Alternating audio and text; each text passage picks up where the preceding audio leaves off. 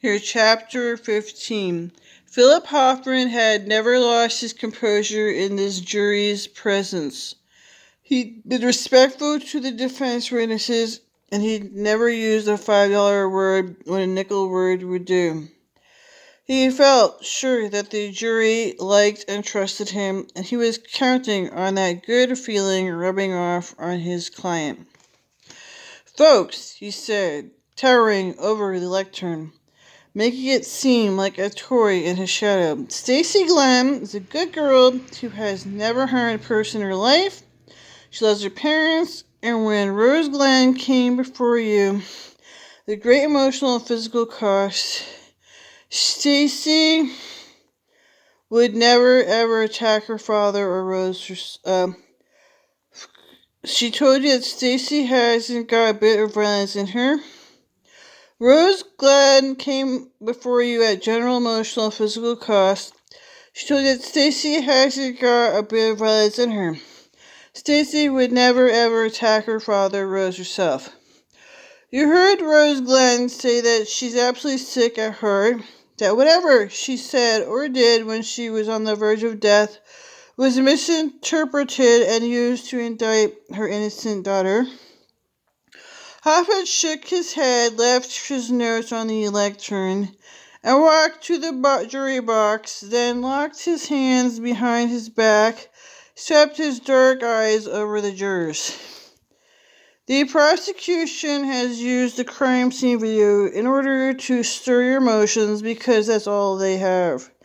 And that video, as moving as it was, does not prove that Stacy Glenn is guilty of anything." Hoffman took the jury through the case, citing two neurologists and a psychiatrist who testified Rose Glenn was in shock when she was interviewed by Inspector Chi. Her response was completely and totally unreliable. He said that while the toll taker believed she saw Stacy Glenn, a transaction that any driver lasted a few seconds at most, and in that case, his glimpse of said driver taking place in the dark of night. "There's no record of the Forester's license plate number," Hoffman said to the jury. "No videotape of the driver." Bernice Lawrence, Hoffman went on, the neighbor who swore that he saw Stacy's car at her parents' driveway. Well, she's a good citizen and she was trying to help. Maybe she saw a similar car, maybe she got the date of that sighting wrong, but regardless, she admits she never saw Stacy.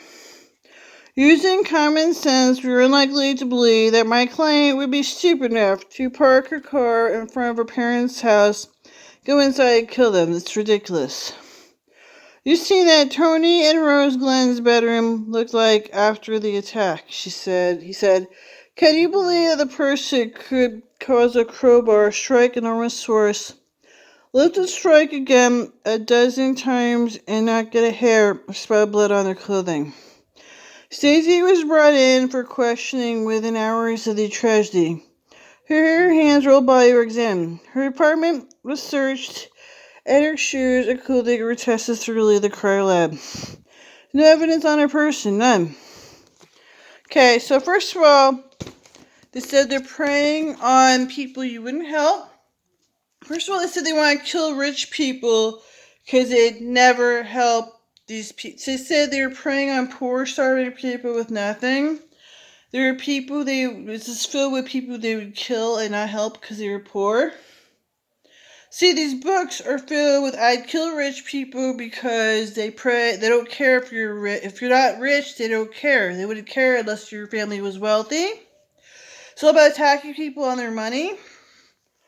Ford had that curious position where he was branded as this filthy cop car being blamed for people. Yeah, the filthy cop stuff, he was branded as the filthy cop being blamed for stuff, double crossing. Yeah, they said people were founded to destroy DuPont. The people out to get DuPont.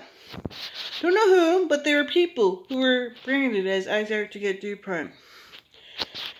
And, entrapment, where you got to get people, like, you had a whole company or something founded to destroy DuPont. Entrapment, it's really hard to fight. So you branded forward as this filthy cop car where you go about wealth and attacking people because their family had stuff, like DuPont. You go on about how you would never help people because you were poor.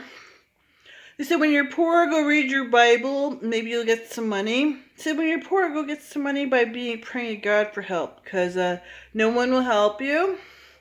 Say go pray to God, ask for money from God, because no one will help you.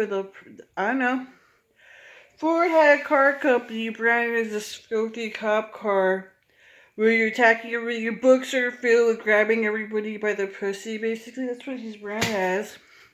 So he really couldn't meet anyone because nobody really wanted to be with him because you're all being filthy and saying men are worthless. They said, I really want to be cool and be a great guy, right?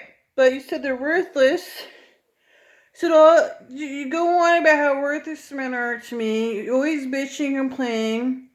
And then they try to be cool with their worthless piece of shit to you, calling them gay a lot.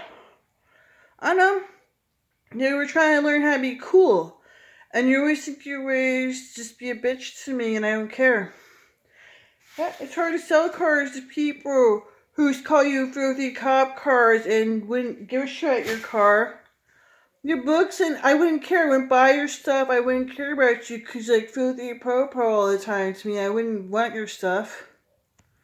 Wouldn't want any of your crap you're trying to sell me because like filthy cops out to get me.